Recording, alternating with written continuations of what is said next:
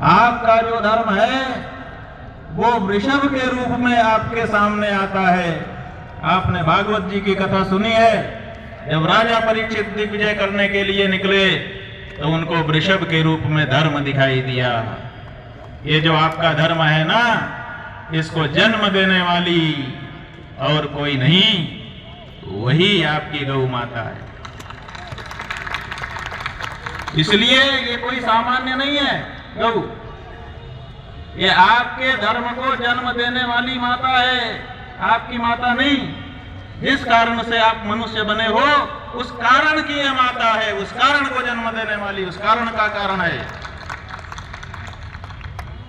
इसलिए इसकी रक्षा धर्म रक्षा है और इसकी हत्या धर्म हत्या है।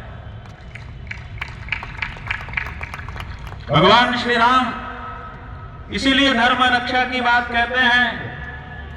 भगवान श्री राम जब धराधाम से जाने लगे, उन्होंने अपनी वसीयत बताई, आप लोगों ने सुनी होगी।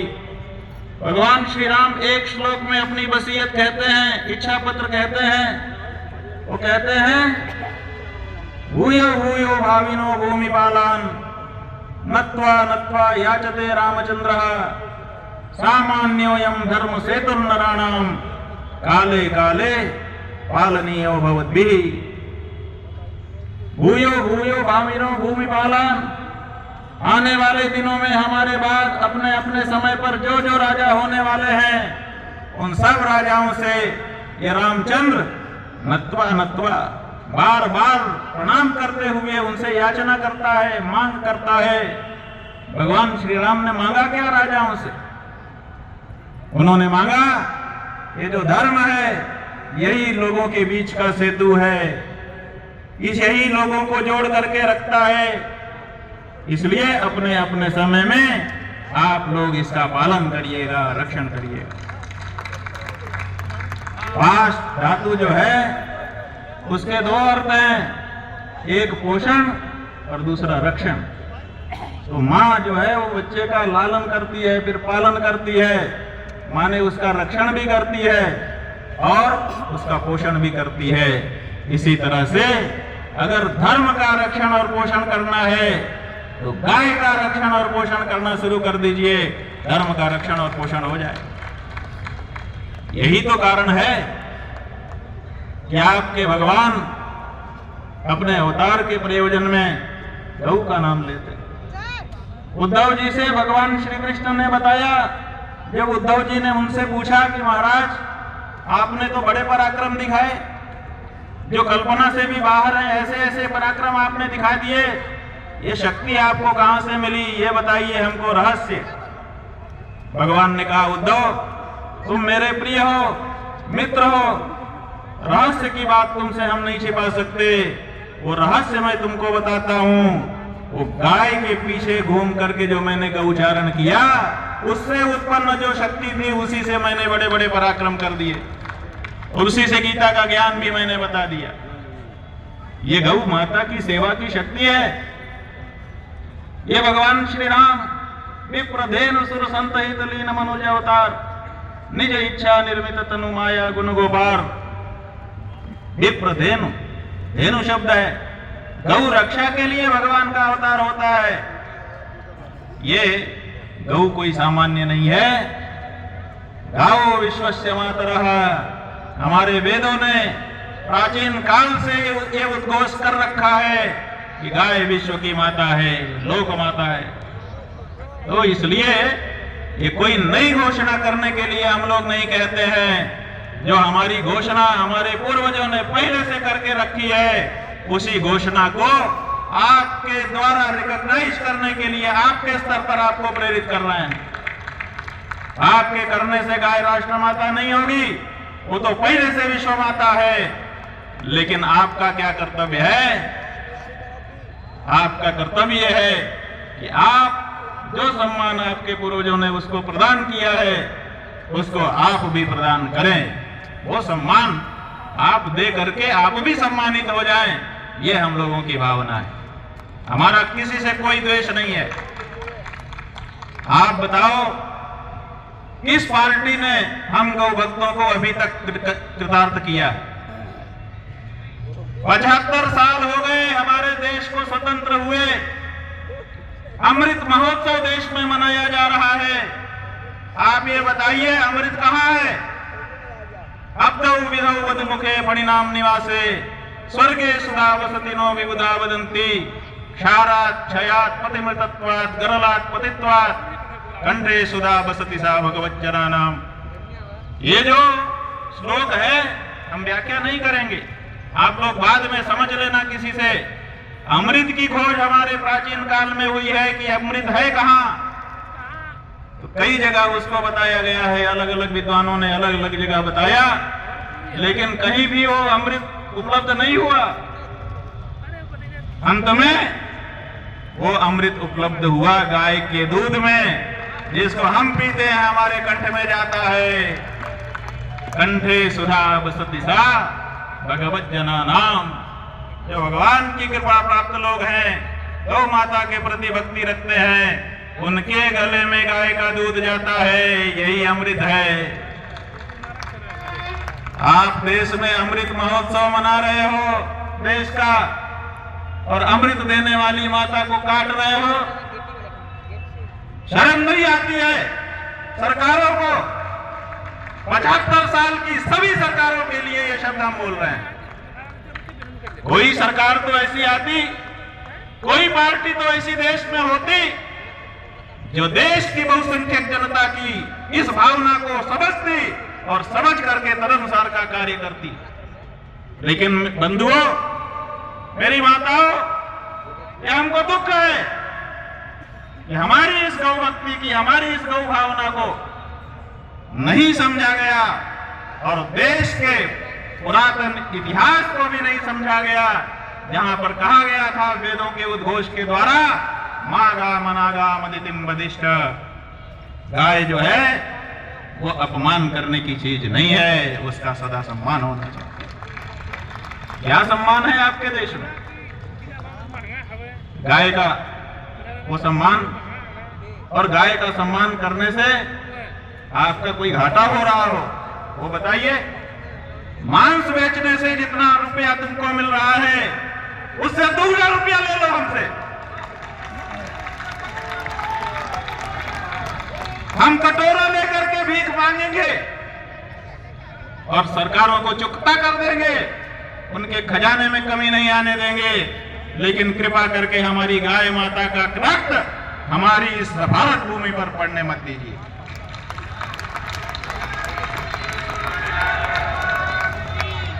यह हमको स्वीकार नहीं है।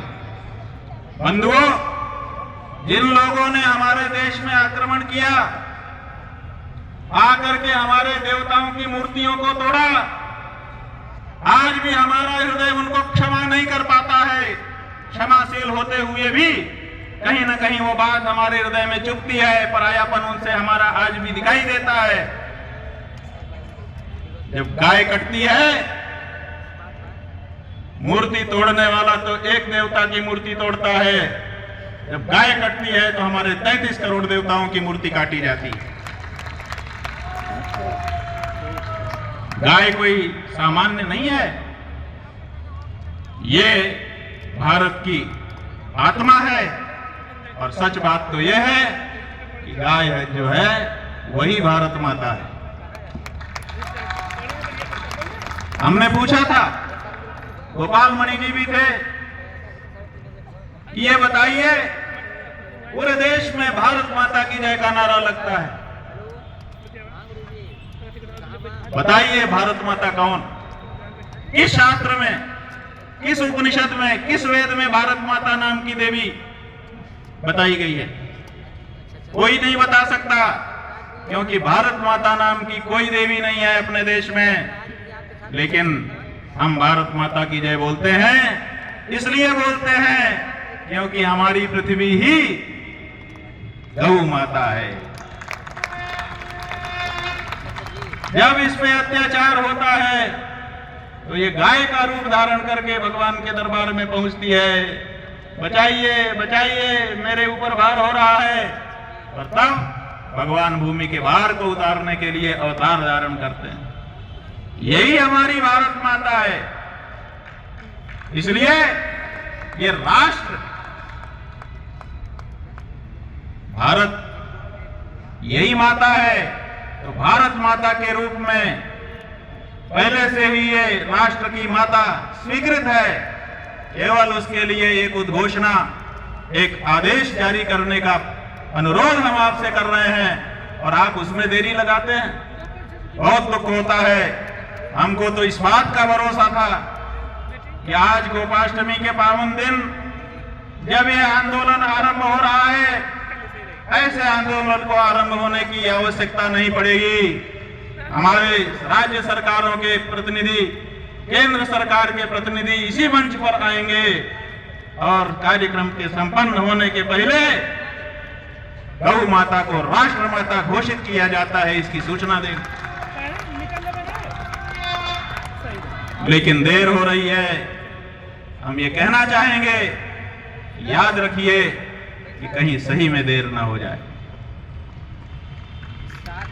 एक बात जान लीजिए, किसी व्यक्ति के बारे में हम लोगों की कोई धारणा नहीं है। ये धारणाएं लोगों की जिनकी बनी होंगी उनकी बनी होंगी। हमने स्पष्ट रूप से कहा है कि जब हम अपने माता पिता के नहीं हुए, उनको छोड़ करके चले आए, तो हम किस पार्टी के होंगे और किस नेता के होंगे। जो अपने माता पिता का नहीं हुआ वो किसका होगा? कोई ये मुगालता ना पाले कि हम उसके होंगे। हाँ, हमने माता पिता को जिसके लिए छोड़ा, उस धर्म के हम सदा सदा रहने वाले हैं। इसलिए हमारी जो बात है वो धर्म के अनुसार होगी और धर्म की बात यही है कि गौ माता को राष्ट्र माता घोषित किया जाए और भारत की भूमि में गौ का जो रक्त गिर रहा है, अब हम उसको स्वीकार करने वाले नहीं। देखिए, 1966 ईस्वी का जिक्र किया गया, गौ भक्तों पे गोली चलाई गई। लोग सोचते हैं कि गोली से डर करके ये हिंदू चुप हो गए। 66 के बाद 76 आया, 76 के बाद 86 आया, 86 से 96, 6, 16 और 26 भी आ जाएगा, क्या फर्क पड़ता है। लेकिन हम आज गोपाष्टमी के पवित्र दिन रामलीला मैदान की इस गंगा सभा से, गौ सभा से ये कहना चाहते हैं कि अब 26 नहीं आएगा। अब तो जो नया संवत्सर आएगा, नव संवत्सर, वो गौ संवत्सर होगा।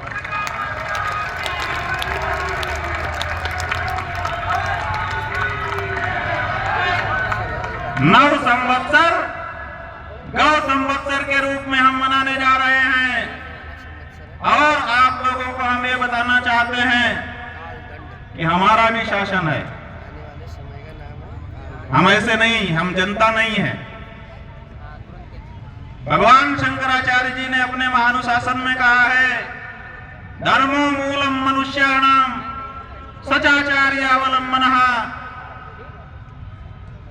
धर्म जो है वो मनुष्यों का मूल है और वो आचार्य का अवलंबन करके चलता है। तस्माद आचार्य सुमने हैं शासनम सर्वतोधिकम। इसलिए आचार्य का जो शासन है वो राजा के भी शासन से ऊपर होता है।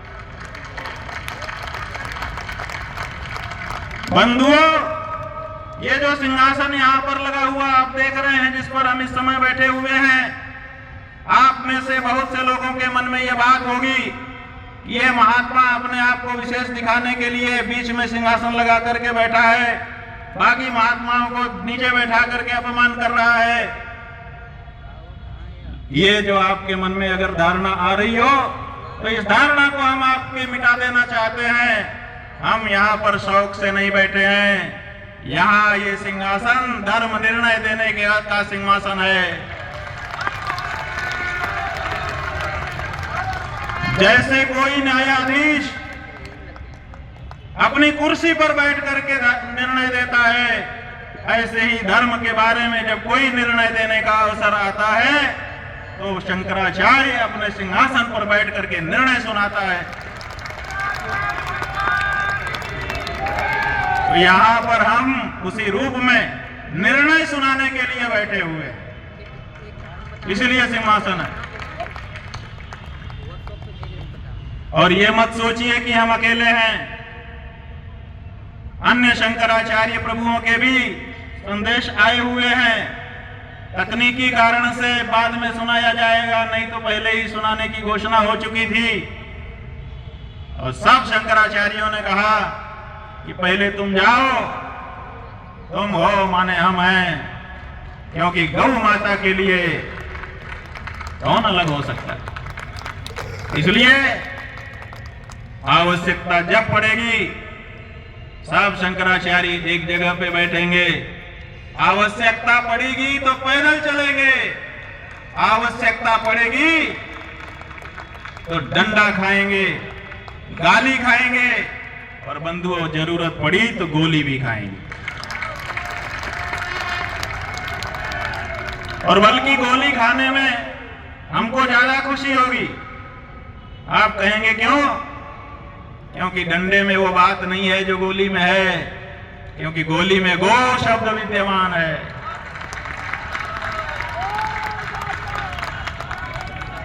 इसलिए आज की ये जो सभा है, राष्ट्रमाता गौ माता राष्ट्रमाता प्रतिष्ठा आंदोलन का ये आरंभ समझ लीजिए गंगोत्री की गंगा है। कोई यहां की उपस्थिति से अनुमान न लगाए कि भीड़ बहुत कम हो गई। हमारे पास बसें नहीं थी, हमारे पास ट्रक नहीं थे, हमारे पास पैकेट नहीं था, हमारे पास साड़ी नहीं थी, हमारे पास और भी चीजें नहीं थी, हमारे पास झुमका इकट्ठा करने वाले नेता नहीं थे। लेकिन ऐसा नहीं है कि आवश्यकता पड़ेगी तो नहीं रहेंगे। ये गंगोत्री की गंगा है, आगे गंगा सागर की गंगा भी इकट्ठा होगी। आवश्यकता पड़ेगी तो गंगा सागर की गंगा का दर्शन भी आपको कराया जाएगा। क्यों? क्योंकि अब हमने ठान लिया है, बहुत हुआ। ये अमृत महोत्सव तभी हमारा भारत का सफल होगा जब गौ माता को राष्ट्र माता का दर्जा देकर के उनका सम्मान दिया जाए। बहुत से लोग हिंदू राष्ट्र की बात कर रहे हैं, सनातन राष्ट्र की बात कर रहे हैं, राम राज्य की बात कर रहे हैं। सब सही है, लेकिन ये हिंदू राष्ट्र, ये सनातन राष्ट्र, ये राम राज्य कौन पैदा करेगा? इसको कौन सी मां में वो शक्ति है? हम कहते हैं गौ माता में वो शक्ति है। गौ माता को राष्ट्र माता का सम्मान दीजिए, आप देखिए कि भारत कैसे धर्मराज्य बन जाता है। जब आप कारण को ही पहले परेशान किए हुए हैं तो फिर कार्य कैसे उत्पन्न होगा?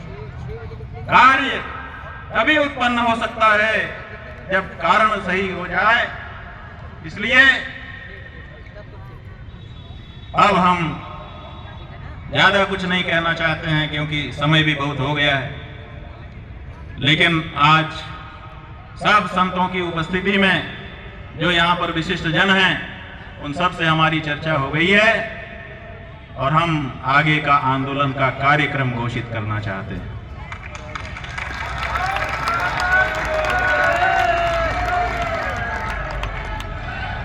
लेकिन ये कार्यक्रम हम घोषित करें उसके पहले हम चाहते हैं कि पहले आपको तौल लें, क्योंकि आप भी गौ हत्यारे हो। कैसे पूछो? हमने बहुत बड़ा शब्द आपके लिए कह दिया है, लेकिन हम कायम हैं। क्यों? क्योंकि हम सच्चे हैं।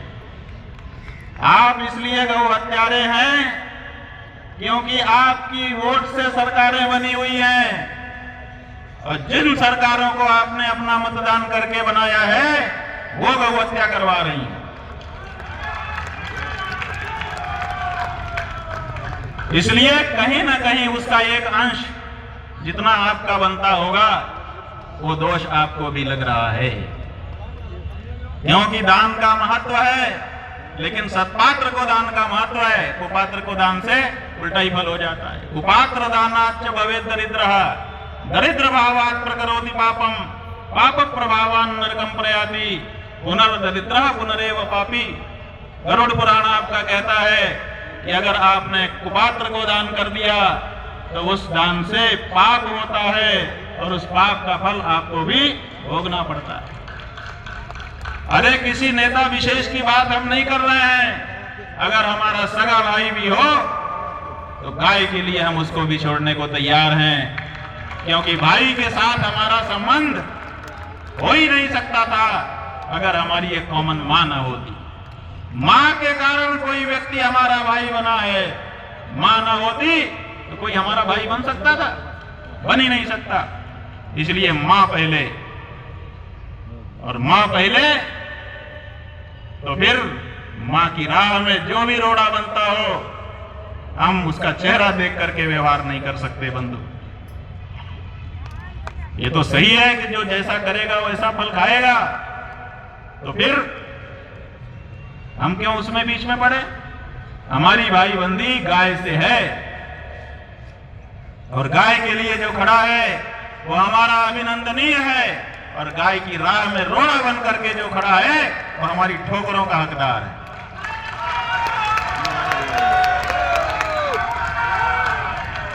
हम बिल्कुल परवाह नहीं करेंगे कि वो कौन है और उसका क्या स्वरूप है। अब तो हमने ठाना है कि गाय माता को राष्ट्र माता बनाना है। और ये घोषणा हम कार्यक्रम की करें उससे पहले आपसे कहना चाहते हैं कि आपको ये निर्णय लेना पड़ेगा, जगह जगह पर इसका प्रचार करना पड़ेगा कि अब तो क्लियर कट साफ साफ शब्दों में जो कहे कि अगर हम सत्ता में आए तो गाय हत्या बंद होगी भारत में, तभी हमारा वोट है, नहीं तो हम अपना वोट या तो देंगे नहीं और या तो गाय का एक व्यक्ति डमी खड़ा करके उसको वोट दे देंगे। कम से कम गिनी तो जाएगी कि गाय की वोट इस देश में कितनी है। इस देश में नोटा गिना जाने लगा है बंधुओं। क्या अगले चुनाव में यह नहीं हो सकता कि हम गाय का वोट गिनवा लें कि गाय के इतने वोट हैं? हम किसी व्यक्ति को खड़ा करेंगे कि ये गाय का व्यक्ति है, देखते हैं कि कितना गाय का वोट है, और गाय का वोट पता चल जाना चाहिए। इसलिए ये जो लड़ाई है ये निर्णायक लड़ाई है, और अब की बार जो 9 संवत्सर होगा, हमने आरंभ में ही कह दिया, वो गौ संवत्सर होगा।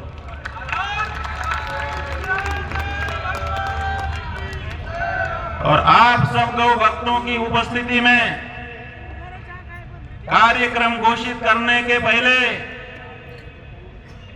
सनातन धर्म के सर्वोच्च धर्माचार्य शंकराचार्य के रूप में यहाँ पर बैठा हुआ होकर हम ये घोषणा करते हैं कि भारत देश की राष्ट्रमाता गौ माता है।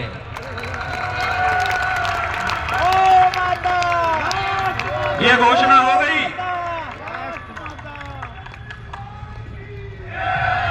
अब तो सरकारों को इसको अपने अनुसार केवल नियमित करना है। ये घोषणा हो चुकी, और यहाँ पर जितने लोग आप बैठे हो और आने वाले दिनों में जितने लोग आपको मिलने वाले हैं, आप लोग भी ये घोषणा करो कि राष्ट्र माता बाद में, पहले गाय हमारी माता है। इसकी किसकी माता है? बोलो, गाय हमारी, गाय हमारी, गाय हमारी, गौ माता, गौ माता। जब हमारी माता होगी तो फिर राष्ट्र माता क्यों नहीं हो? अब आपका क्या काम है? अपने गांव में, अपने मोहल्ले में जाइए, बैठक करिए, प्रस्ताव पारित करिए अपने गांव की ओर से, मोहल्ले की ओर से, कि हम अपने गांव की, अपने मोहल्ले की माता गौ को घोषित करते हैं। उसमें सब मोहल्ले का लोगों का हस्ताक्षर करवाइए कि आज से इस गांव में, इस मोहल्ले में गाय को सर्वोच्च सम्मान रहेगा। गाय का अपमान कोई इस मोहल्ले में, इस गांव में नहीं कर सकता। और उसका बोर्ड लगाइए, जैसे निर्मल गांव, स्वच्छ गांव, अमुक गांव के बोर्ड लग गए हैं, ऐसे बोर्ड लगाइए कि हमारे गांव की माता गौ माता है, हमारे मोहल्ले की माता गौ माता है। शुरू करिए, अपने से पहले शुरू करना पड़ता है। आप भी सरकार हैं, अपने स्तर पर आप शुरू करिए, अपने फेसबुक की डीपी में लगाइए, और इसी तरह से जहां जहां आपको मौका मिले गाय को राष्ट्रमाता के रूप में स्वीकार करिए, अपने स्तर पर स्वीकार करिए। सरकार बाद में करेगी, जब आप स्वीकार कर लेंगे तो सरकार को तो करना ही पड़ेगा। इस तरह से बिना चैन लिए नव संवत्सर आने में कितने महीने बाकी हैं? 1 महीना और। अरे हाथ से दिखा सकते हो, हमने दिखा दिया। 4 महीने हैं बीच में, थोड़े दिन अभी कार्तिक के बाकी हैं, थोड़े दिन चैत्र के कृष्ण पक्ष नहीं रहता है, शुक्ल पक्ष में आता है। बीच में मार्गशीर्ष, पौष, माघ और फाल्गुन, ये 4 महीने बचे हुए हैं। बस हमारे पास राष्ट्रमाता गौ को स्वीकृत कराने के लिए 4 महीने शेष हैं। 4 महीने के बाद तो फिर धिक्कार होगा हमको। इसलिए कार्यक्रम आंदोलन का यह है कि आज इस सभा से हम सरकार को 15 दिन का समय देते हैं।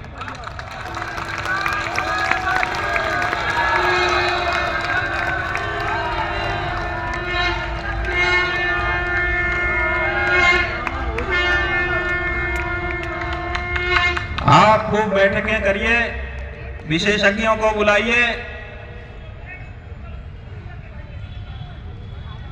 दिसंबर ही हो जाएगा 15 दिन बाद। हाँ जी, लूथरा जी, हम जानते हैं आपको, रामनाथ लूथरा जी हैं, बहुत बड़े कार्यकर्ता हैं। तो 15 दिन का पूरा समय हम दे रहे हैं। खूब बैठकें करिए, विशेषज्ञों के साथ चर्चा करिए, राजनीतिज्ञ लोगों के साथ बैठ करके राजनीतिक नफा नुकसान भी देखिए, भारत की जनता की भावना को देखिए, अपने पूरे इतिहास को देखिए, पुराण को देखिए। हर दृष्टि से आप विचार करने के लिए पर्याप्त समय आपके पास मिल रहा है। और उसके बाद 15 दिन में किसी दिन, जिस दिन आपको लग जाए कि हाँ हाँ बिल्कुल सही है, कर देना चाहिए, आप घोषणा कर दीजिए। हम लोग पूरे देश का कोई संत बचेगा नहीं आशीर्वाद देने के आने के लिए।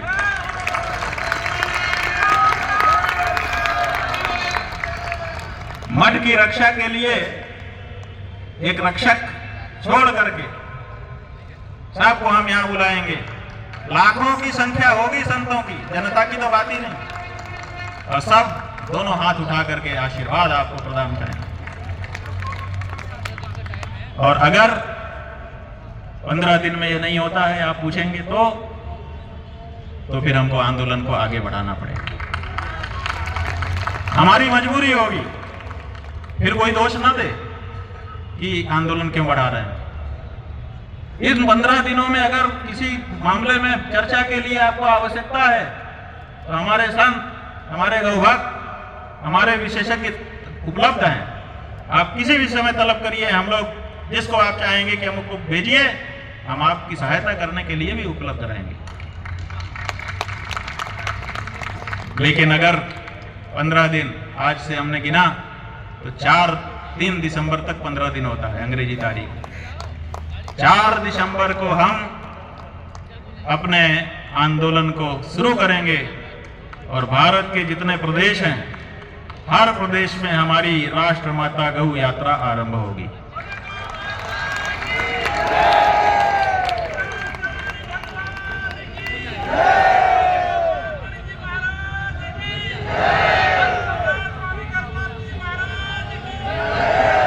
और ये जो यात्रा है 3 महीने का समय चलेगा। 3 महीने तक यात्रा हमारी चलेगी। जितने प्रदेश हैं उन सब प्रदेशों के एक प्रमुख के संत के हाथ में जिम्मेदारी दी जाएगी। जितने जिले हैं उनके भी प्रमुख बनाए जाएंगे और वो यात्रा चलेगी, घर घर जाएगी। और जो हमारा संदेश हमने 4 तारीख को जारी किया होगा उसको घर घर तक पहुंचाएगी।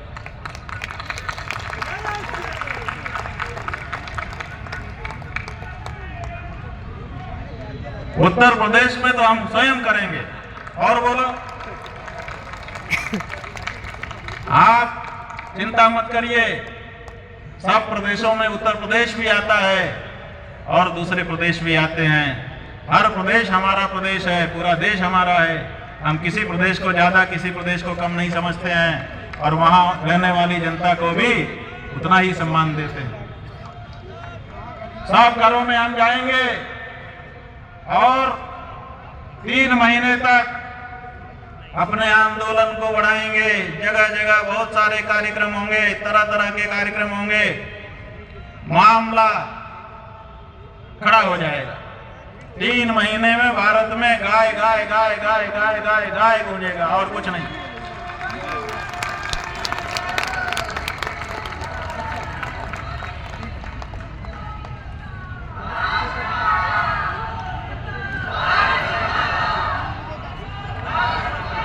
अब आप कहेंगे कि 3 महीने घूम भी लिया आपने, बहुत माहौल भी खड़ा कर दिया और नहीं माना, तो यही तो कहेंगे। तो फिर हम एक बार फिर जैसे आज दिल्ली में रामलीला मैदान में इकट्ठा हुए हैं, वैसे फिर एक बार दिल्ली में आएंगे। ये 9 संवत्सर के पहले, चैत्र के कृष्ण पक्ष में, लेकिन रामलीला मैदान में नहीं आएंगे। पूछो क्यों नहीं आएंगे? इसलिए नहीं आएंगे कि हमारी संख्या इतनी ज्यादा होगी, ये मैदान तो बहुत छोटा पड़ जाएगा। दिल्ली जाम होगी, दिल्ली की सड़कों पर हम बैठेंगे, आवागमन कठिन हो जाएगा और तब तक बैठे रहेंगे सरकार जब तक इसकी घोषणा नहीं कर दी। क्यों? क्योंकि अगला संवत्सर, 9 संवत्सर गौ संवत्सर हमारा है। इसलिए ये कार्य तो हमको करना ही है। अब ये हमने आपको बताया, अगर तब भी नहीं हुआ तो यही तो आप कहोगे। तो फिर ये है, हमारी मजबूरी होगी। कोई दोष ना दे, कोई ना कहे कि अमुक पार्टी के अमुक उसके हैं। हमने बता दिया हम गाय के हैं और सबको फटकार चुके हैं। मायावती की सरकार में भी हम आंदोलन कर चुके हैं उनके खिलाफ। अखिलेश यादव की सरकार में भी डंडा उनका खाया हमने, लेकिन सरकार उनकी गिर गई थी। बाद में हरिद्वार में आकर के शरणागत हुए थे, क्षमा मांगी थी। सन्यासी होने के नाते हमने कहा था कि ठीक है, अच्छे कार्य करो, आगे गलती ना करना। और बीजेपी के समय में भी हम आंदोलन कर चुके और कांग्रेस के समय में भी गंगा का आंदोलन हमने किया था। गंगा को राष्ट्र नदी घोषित करने की मांग हमने की थी अपने गुरुजी की तरफ से, और राष्ट्र नदी गंगा घोषित हुई है हमारी मांग पर। आप कहीं से कागज निकलवा करके प्रधानमंत्री कार्यालय से देख लो, ये मांग ही हमारी थी और किसी की मांग ही नहीं थी। तो हम तो करवा चुके हैं और सब सरकारों के खिलाफ लड़ चुके हैं, क्योंकि हम किसी सरकार से नहीं लड़ते। हम सब सरकारों को अपना प्रतिनिधि समझते हैं। जब वो हमारी जायज मांग को भी नहीं मानती हैं, तो अपनी मांग को हम उठाते हैं और उनके लिए फिर भी आशीर्वाद की भावना रखते हैं। आज भी हम लोग जो वर्तमान सरकार है उसके लिए आशीर्वाद की भावना रख रहे हैं और चाहते हैं कि उनको ये श्रेय मिले कि उन्होंने भारत से गौ हत्या का कलंक मिटा करके रख दिया। जैसे सरकार को श्रेय मिल रहा है धारा 370 हटाने का, जैसे सरकार को श्रेय मिल रहा है बिना प्रयास किए राम मंदिर बनवाने का, वैसे ही ये भी श्रेय सदा सदा के लिए अटल हो जाएगा। यह अमुक सरकार थी जिसने भारत से ये कलंक मिटा दिया था कि गौ हत्या हो रही थी, गौ हत्या बंदी करा दी। आपके पास बहुत बड़ा अवसर है, हम चाहते हैं कि इसका लाभ आप ले लो। लेकिन अगर वही आप पूछेंगे कि अगर तब भी न हुआ तो हम बताना चाहेंगे कि या तो सरकार गौ हत्या रोके या फिर गाय की ही सरकार बना दी जाए।